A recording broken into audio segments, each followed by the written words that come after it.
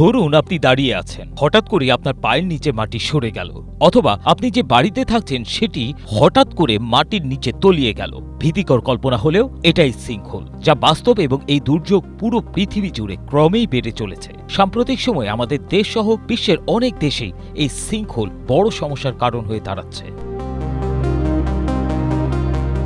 Sinkhole বা swallow whole হচ্ছে প্রকৃতিতে হঠাৎ তৈরি হওয়া বিশাল আকারের গর্ত। কোনো রকম পূর্বাভাস বা সংকেত ছাড়া মাটি ডেবে যাওয়া, বিশাল আকারের গর্ত সৃষ্টি হওয়া, পার্কিংয়ে রাখা গাড়ি মাটির নিচে চলে যাওয়া, মুহূর্তেই বিশাল স্থাপনা ধ্বংস হওয়া, একটি শহরের বড় অংশ বিলীন হয়ে যাওয়া, ফসলি জমিতে দানবাকৃতির গর্ত সৃষ্টি হওয়া ইত্যাদি ঘটনাকে এক শব্দে প্রকাশ করা যায় সিঙ্কহোল নামে। নামটি অনেকের কাছে অপরিচিত হলেও পৃথিবীর উপরিভাগের পৃষ্ঠে গভীর গর্ত হওয়ার ঘটনা কিন্তু নতুন নয়। তবে সম্প্রতি এই বিষয়গুলো খুব বেশি করে ঘটছে।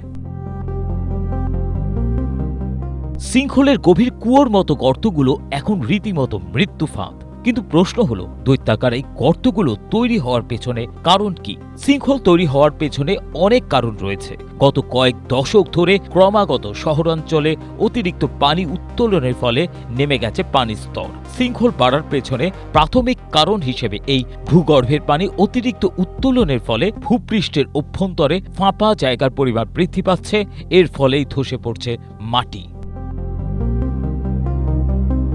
আবার মাটির নিচে পানির সাথে ক্রিয়া বিক্রিয়ায় শিলাস্তর ক্ষয় হয়। এই শিলা দ্রবীভূত হয়ে মাটির নিচে ফাঁকা জায়গা বৃদ্ধি পায়। একসময় মাটির উপরিভাগের ভার অসহনীয় পর্যায়ে চলে যায়। এ সময় উপরিভাগে ভূমিধস ঘটে তৈরি হয় sinkhole.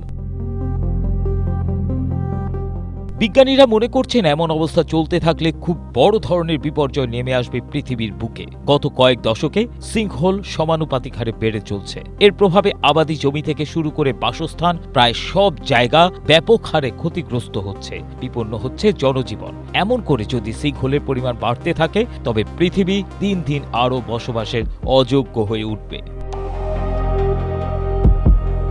ABM Asaduzzaman, Asia post.